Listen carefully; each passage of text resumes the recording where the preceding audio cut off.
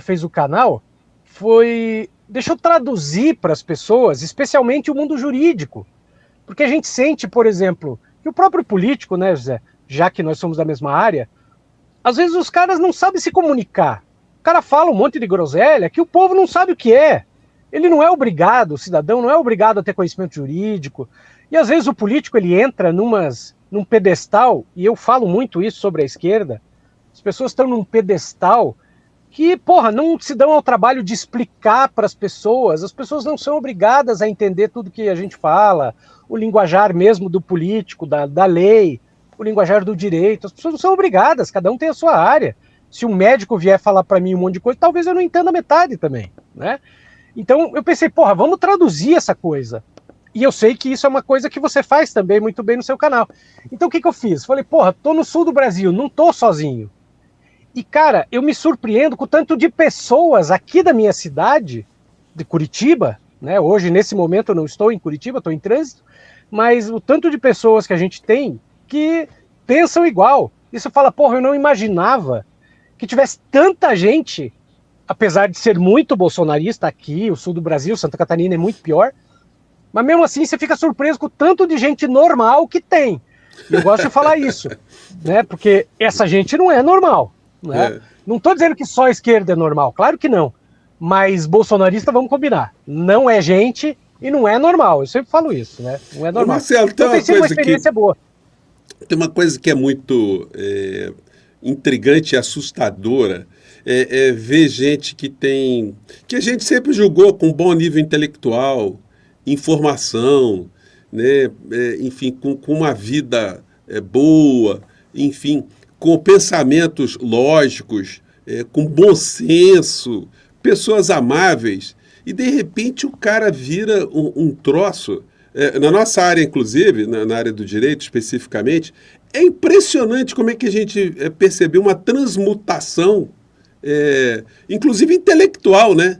A gente vê advogados, assim, eu tenho visto, assim, outro dia eu fiz um vídeo falando de uma carta que o Conselho Federal da OAB fez dirigida ao Fachin, uma carta inútil, pedindo para o Fachin ali dar um fim no inquérito das fake news. Eu falei assim, gente, eles estão ignorando uma regra básica. Quem pede o arquivamento é o Ministério Público, é o Procurador-Geral da República.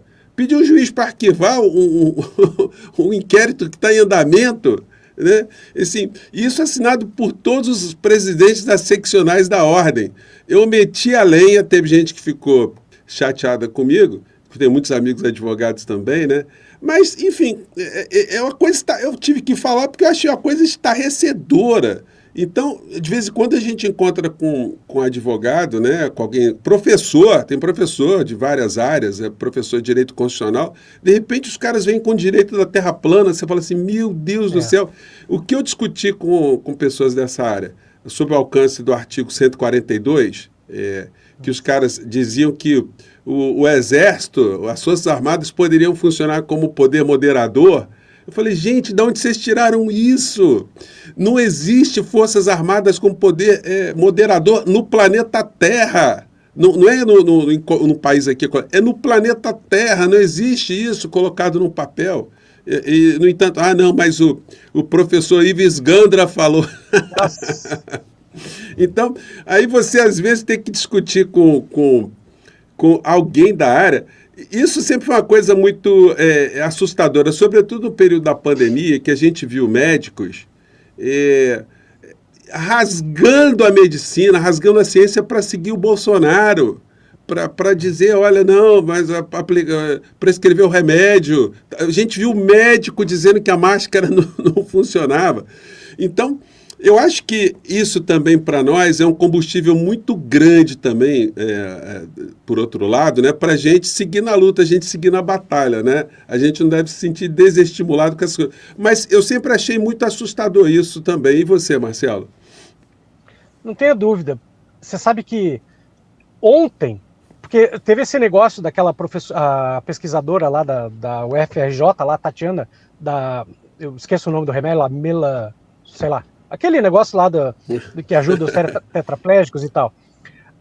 E aí eu vi passei mais de uma vez no perfil de um médico, que você está rolando ali, o TikTok aparece, o cara, veja, 2026, ele estava defendendo a cloroquina, depois de tudo que já aconteceu.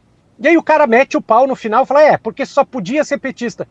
E eu penso, meu Deus, que vergonha alheia, um profissional da medicina falar uma coisa dessas. Em 2026, o cara falar da cloroquina e etc., depois de 1 milhão de pessoas terem morrido no Brasil, porque aquele canalha não comprou vacina porque não quis.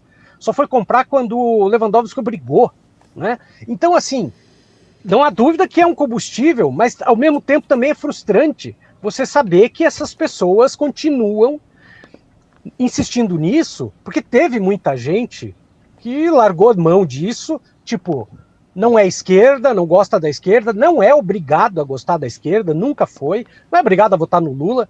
Mas, porra, existe uma coisa e existe outra coisa, não é? Então, o Bolsonaro é um canalha, a extrema-direita é canalha.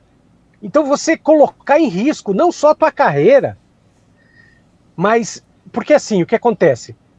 Quando você via o CFM, Conselho Federal, passando pano para né, cloroquina, etc., sabendo que não tem respaldo nenhum.